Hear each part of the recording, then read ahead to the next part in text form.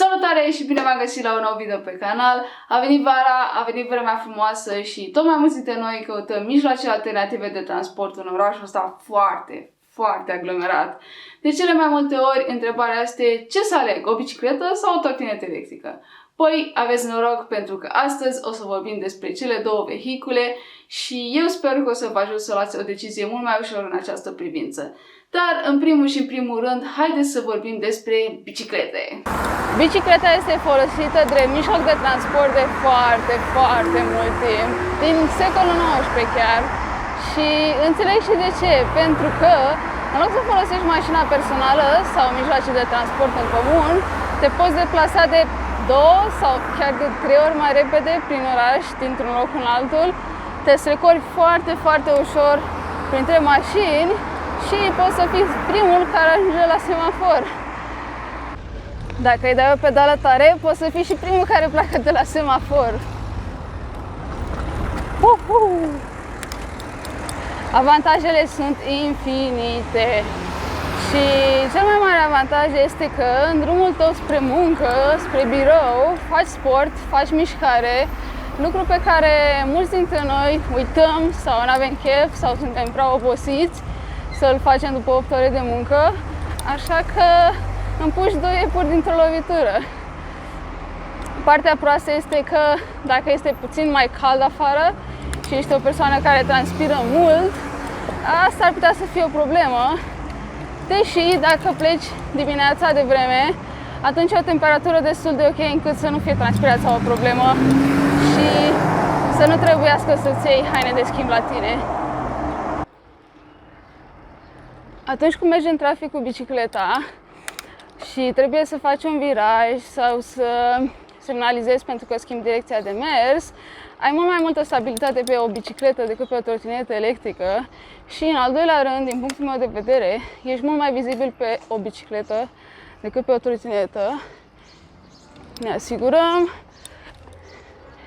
și asta o spun și din punct de vedere al unui șofer, pentru că eu sunt și șofer, și biciclist, și trotinetistă, biciclistă, cum vreți să spuneți. Dacă optezi pentru mountain bike ca să faci commuting, și am văzut că marea majoritate a oamenilor asta preferă să-și iau mountain bike ca să se plimbe prin oraș și, înțeleg de ce e bine, și eu am un mountain bike și mă plimb cu el prin oraș, pentru că gropile din București sunt groaznice și furca unei biciclete mountain bike poate să te ajute foarte mult dacă e o groapă mai urâtă, mai adâncă, te ajută enorm. Și a doua parte foarte mișto dacă alegi un mountain bike este că după ce ți-a terminat treaba prin oraș sau ai terminat munca, poți să te duci să te relaxezi în parc, pe cărări off-road și te super mega distrezi. E un mod de relaxare super tare. Ce facem dacă plouă? Păi, trebuie să avem mare grijă și să circulăm cu mare atenție, pentru că de cele mai multe ori se formează o muzică pe jos foarte periculoasă și alunecoasă. Poți să ai tu cele mai bune anvelope de pe pământ, că tot o să aluneci și trebuie să ai grijă la viraje și la frâne, să nu punem frâne foarte bruște, pentru că se poate să ne trezim că pupăm asfaltul și asta se aplică și în cazul bicicletei și în cazul trotinetei.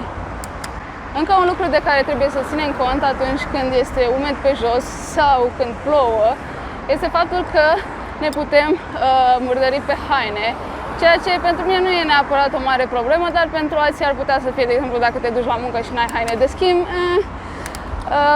toată murdăria de pe anvelope o să sară pe haine, mai ales de pe anvelopele din spate, așa că cel mai bine este să optezi pentru niște apărători, deși dacă le pui pe un mountain bike, ele nu prea ajută, așa că cele mai bune apărători sunt cele de pe bicicletele de oraș. Alea chiar te ajută să nu te murdărești pe haine atunci când e ud afară. Bun, cam asta a fost în mare parte despre bicicletă, care, din punctul meu de vedere, este cel mai tare lucru care s-a inventat vreodată, pentru că, în primul rând, te poți deplasa foarte ușor dintr-un loc în altul, nu polezi aerul și te super mega distrezi, fie în parc, fie pe trasee la munte, unde te duci și zurb gâtul, ceea ce e foarte distractiv. îți oferă o senzație de libertate și de adrenalină pe care nu o simți în mod normal și mi se pare foarte, foarte tare. Acum să trecem la partea a doua a videoclipului în care vorbim despre trotinetele electrice. Trotinetele electrice au luat foarte multă amploare în ultimii ani și pe cât sunt de distractive, pe atât de periculoase pot fi. În primul rând, cum am spus mai devreme, trebuie să avem grijă în trafic pentru că nu suntem atât de vizibili spre deosebire de o bicicletă. Iar dacă ai viteză multă la viraje, opa, ne strecurăm pe aici, dacă ai multă viteză în viraje, poți să te dezechilibrezi destul de ușor. În al doilea rând, este destul de greu să iei o mână de pe ghidon ca să semnalizezi atunci când schimbi direcția de mers. Și mie mi este greu de multe ori și mă asigur de 100 de ori înainte să schimb direcția de mers. Așa că cumva înțeleg faptul că nu prea am văzut trotinetiști care semnalizează atunci când schimbă direcția de mers. Eu sunt mult mai precaută atunci când merg în trafic cu trotineta decât atunci când sunt pe bicicletă. Mai vreau să vorbesc puțin și despre suspensie, pentru că la majoritatea trotinetelor, celor de buget, pe care și le permite aproape toată lumea, acum nu mă refer la trotinetele alea imense, monstru, trotinetele de 70 de kilograme, la majoritatea trotinetelor suspensia nu este suficientă. În plus, majoritatea trotinetelor vin ori fără suspensie, ori au doar suspensie față, ori față și spate, dar de multe ori nu este ideală și, bine, nu se compară oricum cu o suspensie de pe o bicicletă mountain bike. Ideea este că trebuie să aveți mare grijă pe unde mergeți și să nu vă bazați doar pe suspensia trotinetei, pentru că, ok, suspensia poate să fie bună la mici denivelări sau la liniile de tramvai, dar dacă luăm o groapă mai mare și la viteză mare, pe lângă faptul că ne zdruncine destul de tare, mulțumesc, ne putem pierde și echilibrul destul de ușor. Așa că, long story short, aveți grijă pe unde mergeți cu trotinetele. Partea bună este că trotinetele electrice vin cu apărători față și spate, deci dacă plouă nu o să te murdărești pe haine atunci când te duci la birou sau oriunde ai tu treabă în oraș. O întrebare destul de des întâlnită este: oare ajung mai repede cu trotineta într-un loc decât cu bicicleta? În principiu, da, pentru că pentru mulți poate să fie destul de dificil să mențină o viteză constantă de 25 de km la oră. Așa că, da, pe trotinetă, gata, ai apăsat accelerația și gata, ai o viteză maximă admisă constantă. Cel mai mare avantaj al unei trotinete electrice, normal, este pliabilitatea, pentru că nu mai trebuie să ai grija antifurtului, poți să o iei în magazin, poți să o iei la birou. Deși ultima dată când am încercat să intru cu ea într-un magazin, nu m-am mai lăsat să o iau după mine, a trebuit să o las la intrare la bodyguard. Și da, am cam stat așa pe ghimp până mi-am terminat treaba în magazin, până am plătit și m-am dus să reiau trotineta. Dar da, altfel, nu știu, dacă te apucă o ploaie foarte, foarte urâtă, gata, te-ai urcat cu ea în autobuz sau în metrou la orice oră. Nu mai spun că dacă faci din greșeală o pană sau se strică ceva la ea, nu e nicio problemă, gata, ai chemat Uber, o bagi în portbagaj și îți continui treaba. Spre deosebire de bicicletă, unde dacă ai pățit-o, trebuie să mergi pe jos până la cel mai apropiat service, bike shop și da, normal că o să pierzi o grămadă de timp.